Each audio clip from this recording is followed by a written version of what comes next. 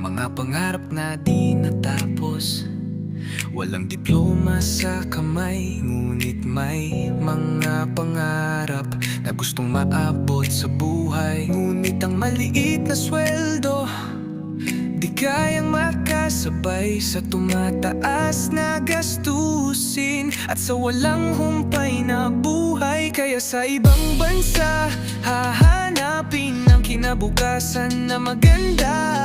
Bago pa sumikat ang araw, gising na ako, nag-aayos ng gamit, maleta'y mabigat.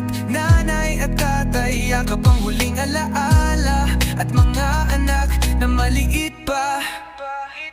Ingat ka anak, bulong ng ama at ina, puno ng pag-asa, luwas sa mata, ngiti sa labi. Para sa pamilya di ako susuko, kahit malayo puso ko'y kasama nila.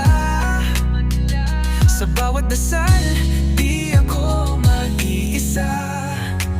OFW ako, di lang para sa sarili, kundi para sa pamilya, para sa pag-asa. Bawat pawis, bawat luha, bawat sakripisyo, para sa kanila di ako mag-aalinlangan. Kahit di ko sila makasama, puso ko'y laging kasama. Sa bawat tawag, sa bawat mensahe, mahal ko kayo, malapit na ang uwi ko. Pagod na katawan, gutom na tiyan, minsan gusto ko nang umuwi, gusto ko nang sumuko. Pero nailala ko ang mga pangarap natin, ang bagong bahay, ang edukasyon ng mga bata.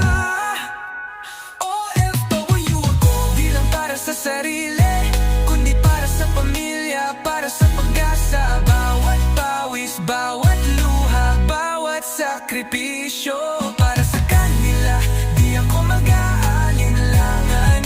Kahit di ko sila makasama, puso ko'y laging kasama. Sa bawat tawag, sa bawat mensahe, mahal ko kayo, malapit na ang uwi ko.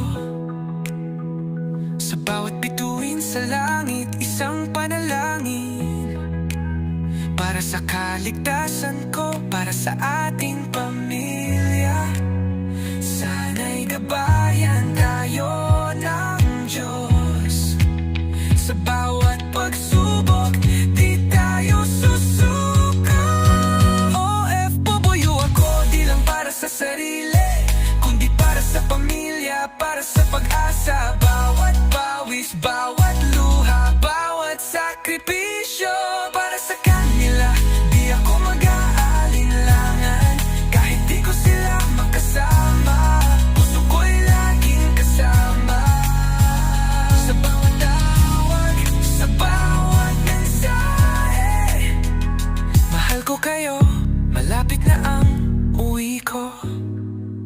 OFW ako, isang bayani ng pamilya, isang tagapag-asa, isang mandirigma para sa inyo.